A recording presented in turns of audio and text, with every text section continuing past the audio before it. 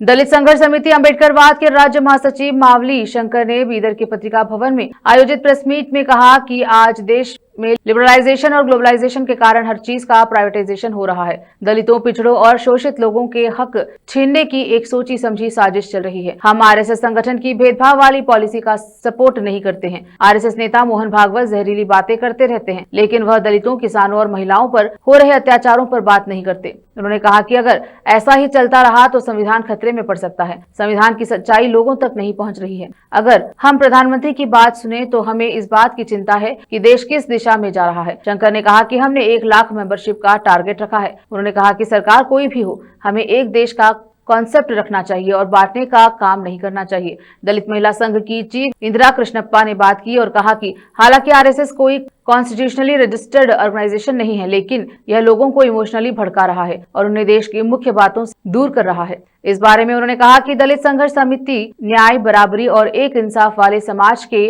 Concept के साथ काम कर रही है। प्रेस मीट में senior leader N Nagaraj, Ramesh Madakanalli, Naganna और कई दूसरे लोग उपस्थित रहे। केपी न्यूज के कैमरामैन महेश ಡಿಕೆ का कवरेज।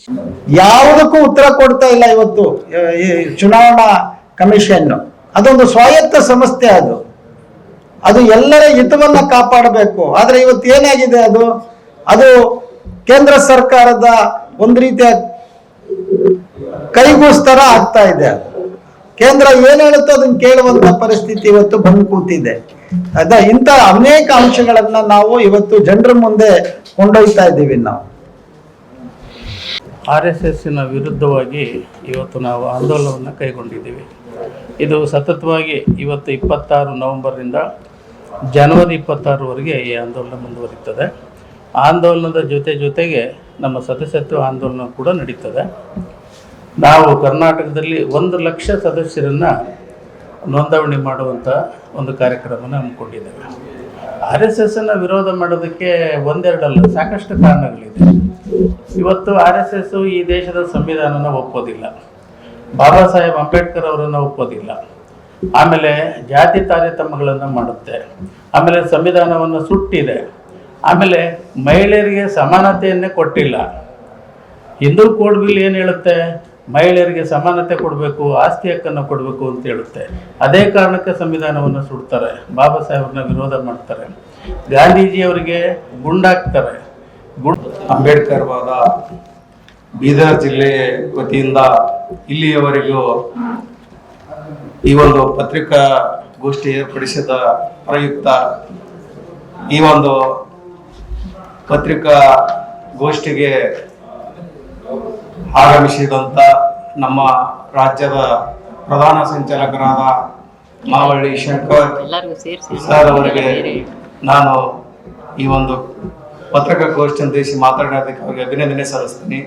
ಅದೇ ರೀತಿಯಾಗಿ ಇಲ್ಲಿ ಇರ್ತಕ್ಕಂಥ ಮಾಧ್ಯಮದವರಿಗೆ ವಿಶೇಷವಾಗಿ ಅವರಿಗೆ ನಾನು ಅಭಿನಂದನೆಗಳು ಸಲ್ಲಿಸುತ್ತಾ ಈ ನಮ್ಮ ಪತ್ರಿಕೆ ಹೇಳಿಕೆಯನ್ನು ನಮ್ಮ ಪತ್ರಿಕೆಯಲ್ಲಿ ಪ್ರಕಟಿಸಬೇಕೆಂದು ನಾನು ವಿನಂತಿಸಿಕೊಳ್ಳುತ್ತಾ ಈ ಒಂದು ಪತ್ರಿಕಾಗೋಷ್ಠಿ ನಾವು ಮುಗಿಸ್ತೀವಿ.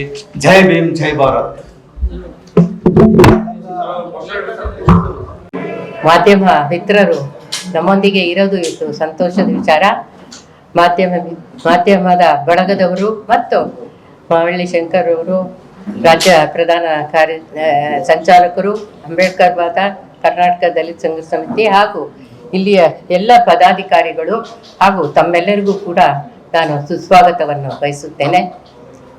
ಈಗಾಗಲೇ ಮಾವಳ್ಳಿ ಶಂಕರ್ ಅವರು ಅನೇಕ ವಿಚಾರಗಳನ್ನು ತಮ್ಮೊಂದಿಗೆ ಹಂಚಿಕೊಂಡಿದ್ದಾರೆ. ಅದಕ್ಕೆ ನನ್ನೆರಡು ಮಾತುಗಳನ್ನು ಸೇರಿಸೋದು ಮಾತ್ರ ಇದೆ.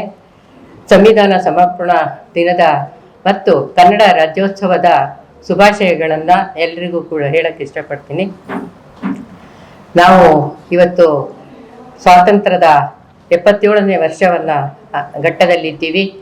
ಹಾಗೆ ಕರ್ನಾಟಕದ ಏಕೀಕರಣದ 70ನೇ ವರ್ಷದಲ್ಲಿದ್ದೀವಿ. ಹಾಗೆ ಕರ್ನಾಟಕ ದಲಿತ ಸಂಘರ್ಷ ಸಮಿತಿಯ 50ನೇ ವರ್ಷಾಚರಣೆಯ ಸಂಭ್ರಮದಲ್ಲಿ ನಾವೆಲ್ಲರೂ ಇದ್ದೀವಿ.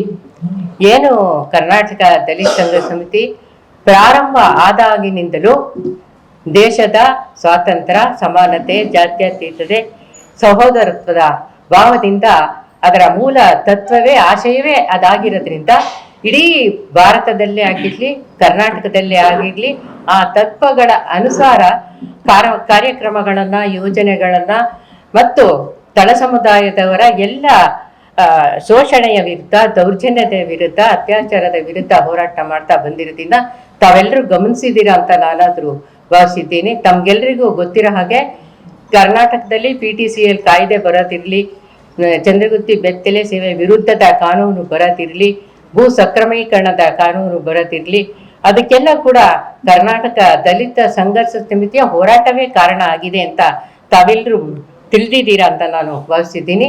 ಅಂತಹ ಒಂದು ಸಂಸ್ಥೆ, ಸಂಘಟನೆ ಇವತ್ತು ಈ ಸಂದರ್ಭದಲ್ಲಿ, ಈ 70ನೇ ಕರ್ನಾಟಕ ರಾಜ್ಯೋತ್ಸವದ ಸಂದರ್ಭದಲ್ಲಿ ಅದು ಮತ್ತು